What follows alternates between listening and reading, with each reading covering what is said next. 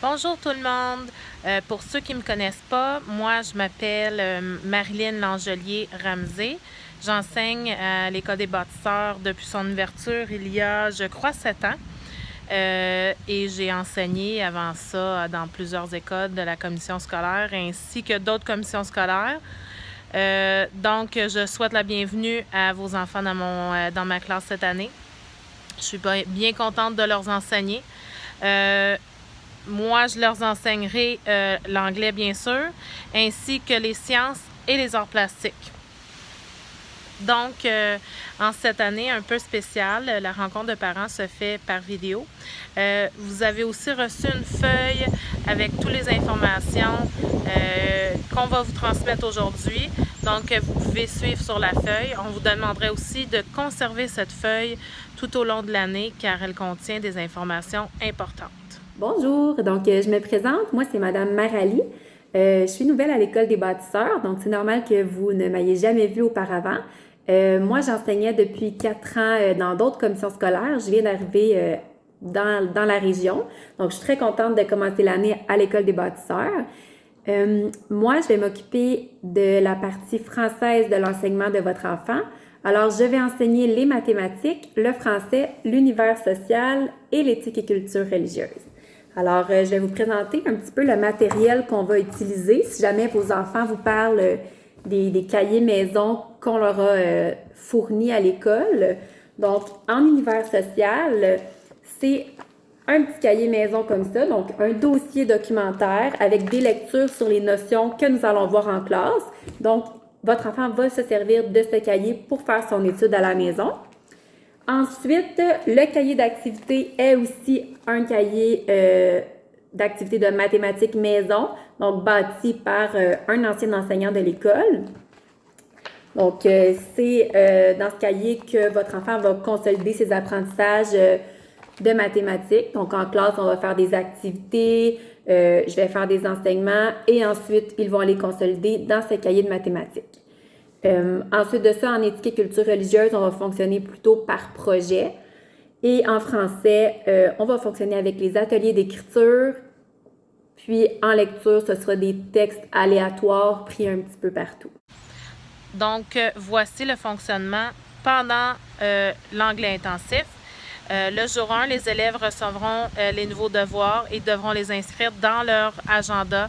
Ce qu'on fait depuis quelques années, c'est que les élèves doivent écrire pour chaque soir qu'est-ce qu'ils vont faire à la maison comme leçons et devoirs. Ils ont des mots à étudier. Ils ont des verbes à étudier et par moment, il y aura aussi des sciences à étudier lorsque nous aurons fini une unité ou un thème de sciences en classe. Depuis quelques années maintenant, en anglais, je demande aux élèves d'écouter une vidéo de 20 minutes. Ça peut être une vidéo YouTube, ça peut être une émission Netflix, ça peut être une émission à la télévision, ça peut être un film, mais je demande aux élèves de faire 8 écoutes de 20 minutes en total à la maison. Je vous demande aussi, suite à ces écoutes, de signer la feuille qui est collée dans l'agenda de votre enfant avant le jour 9. C'est cette journée-là que je ramasse les devoirs et les leçons et je vérifie aussi les signatures. Le jour 1, c'est aussi la journée où je remets aux élèves les évaluations qu'ils ont fait à la dizaine précédente. Ces évaluations-là sont à porter à la maison pour faire signer par les parents. Et je reprends les évaluations signées le jour 9. Le jour 9, c'est aussi la journée où il y a le contrôle des mots de vocabulaire et des verbes. Ça s'appelle le unit test. Et je ramasse aussi cette journée-là le homework booklet où les élèves ont fait leurs traces pour les leçons et les devoirs. Le jour 10, ça sera l'évaluation en sciences. Il n'y en aura pas tous les jours 10. Si c'est le cas, ça sera écrit dans l'agenda. Les jours 10, il y aura aussi la période de récompense à la période 5 pour les élèves méritants. Et les élèves auront droit cette journée-là, exceptionnellement, d'apporter leurs appareils électroniques.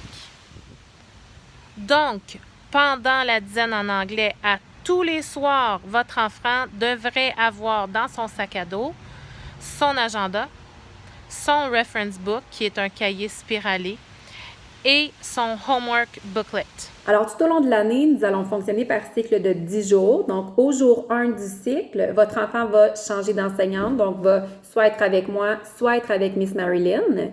Le jour 1, c'est aussi le jour pendant lequel on fait l'agenda en classe. Donc, c'est là que votre enfant va devoir noter à son agenda les dates importantes pour les évaluations du cycle et les leçons et les devoirs à faire pour le cycle. Ensuite, le jour 1 et le jour 2, il y aura chaque cycle l'évaluation de mathématiques sur les concepts et processus appris au cycle précédent. Donc, comment ça va fonctionner? C'est que pendant le cycle, les élèves vont voir avec moi des notions en mathématiques. Ensuite, ils vont s'en aller avec Miss Marilyn pendant l'autre cycle.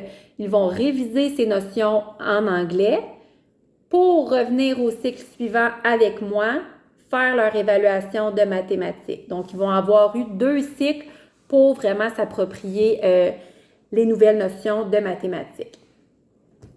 Par la suite, le jour 9, c'est le jour où votre enfant doit remettre ses évaluations signées. Donc, ce sera inscrit à son agenda. Il y aura une pochette avec ses évaluations à l'intérieur. Vous devez signer les évaluations et me les rapporter dans la pochette. Le jour 9, ce sera aussi le jour de la dictée.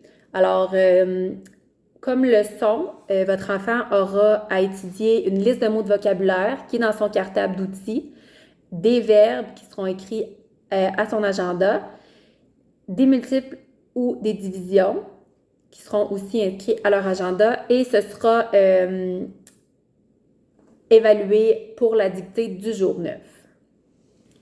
Ensuite, le jour 10, c'est le jour d'évaluation en univers social. Donc, dès le jour 1 et le jour 2, avec moi, les élèves vont voir des nouvelles notions en univers social. Ils auront tout le cycle pour étudier les nouvelles notions. Puis, au jour 10, le dernier jour du cycle, il y aura l'évaluation.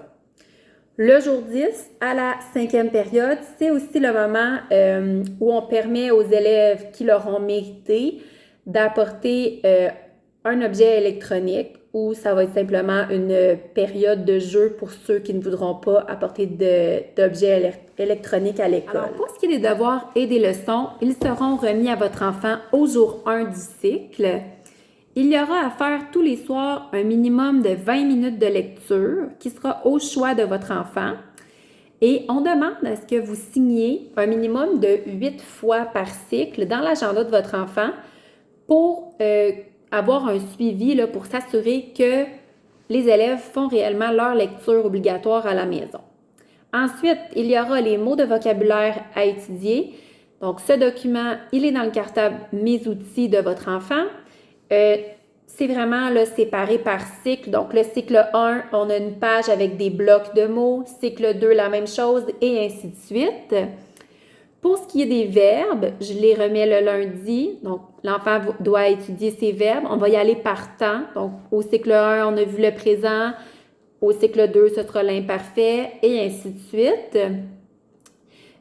Dans son coffre à outils, dans son cartable Mes outils, pardon, votre enfant aura un coffre à outils de français et un coffre à outils de mathématiques dans lesquels il va pouvoir étudier les notions qui sont vues en classe pendant le cycle. Donc, je donnerai les pages concernées.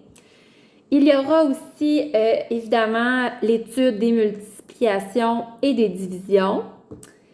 Par la suite, comme je l'ai mentionné plus tôt, votre enfant va devoir faire son étude à la maison dans le cahier d'univers social pour être prêt pour son évaluation au jour 10. Et comme devoir, bien sûr, on demande aux parents de signer les évaluations. Maintenant, pour ce qui est des dates de remise des bulletins et des épreuves du ministère, la première communication vous sera remise le 19 octobre 2020. Le bulletin de la première étape, ce sera entre le 3 et le 4 décembre et ce bulletin vaut pour 20% de l'année scolaire. Ensuite, le bulletin de la deuxième étape, ce sera dans la semaine du 22 mars et il vaut aussi pour 20% de l'année. Et le troisième bulletin, donc pour la troisième étape, il vous sera remis au plus tard le 10 juillet et celui-ci vaut pour 60% de l'année. Pour les compétences lire, écrire, raisonner et résoudre en mathématiques, les épreuves obligatoires du ministère comptent pour 20% du résultat final. Pour ce qui est des évaluations du ministère, nous n'avons pas encore les dates confirmées. Par contre, dès que nous allons les avoir, on va vous en faire part. Donc, pour faire un petit rappel, les évaluations obligatoires de fin d'année du ministère en sixième année, il y a une évaluation en lecture, une évaluation en écriture, des petits problèmes mathématiques qu'on appelle des problèmes raisonnés et des problèmes de résoudre, donc qui sont des résolutions de problèmes là, plus complexes dans lesquels on retrouve plusieurs concepts mathématiques. Donc, quelques informations sur le fonctionnement de l'école cette année.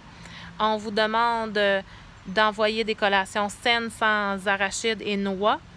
La photo scolaire aura lieu le lundi 14 septembre. Donc, on demande à vos cocos et à vos cocottes de se mettre belles pour la dernière photo scolaire de leurs années primaires.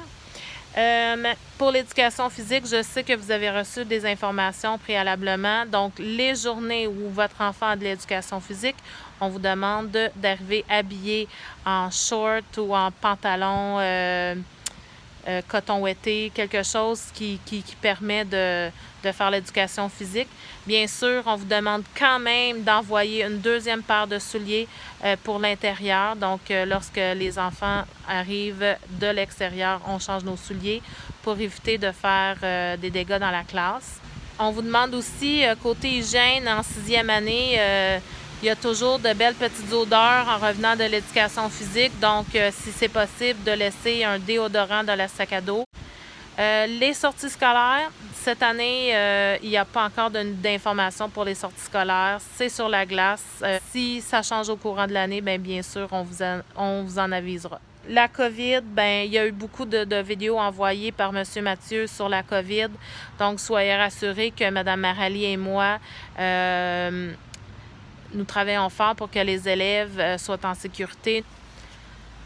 Donc, je sais que aussi cette année, considérant que c'est un petit peu différent, il y a des élèves qui vont marcher à la maison plus qu'à d'habitude ou des élèves qui vont aller dîner à la maison plus qu'à d'habitude. Je vous demanderai de m'envoyer un courriel m'indiquant quand votre enfant a la permission d'aller dîner à la maison ou quand votre enfant a le droit de marcher pour aller à la maison. Parce que lorsqu'on n'a pas l'information, les départs en fin de journée ou sur leur dîner peuvent être un petit peu plus difficiles. Donc, vous pouvez m'inscrire si, par exemple, dans le courriel, votre enfant va dîner à la maison tout le temps ou vous pouvez m'inscrire à des journées données si votre enfant va aller manger à la maison cette journée-là. Alors, pour terminer, on espère que nos petites vidéos vous auront aidé à mieux comprendre le fonctionnement de l'anglais intensif à notre école. Si jamais vous avez d'autres questions ou pour quoi que ce soit qui concerne votre enfant, vous pouvez toujours communiquer avec nous via l'agenda de votre enfant ou préférablement par courriel. Donc, nous avons laissé nos adresses courriel sur l'ordre du jour qui vous a été envoyé avec les vidéos. Donc, n'hésitez pas pour toute question, commentaire ou tout sujet important dont vous voudriez parler avec nous qui concerne votre enfant. Alors, on vous souhaite une très belle année scolaire à vous et à votre enfant. Puis, on se reparle bientôt.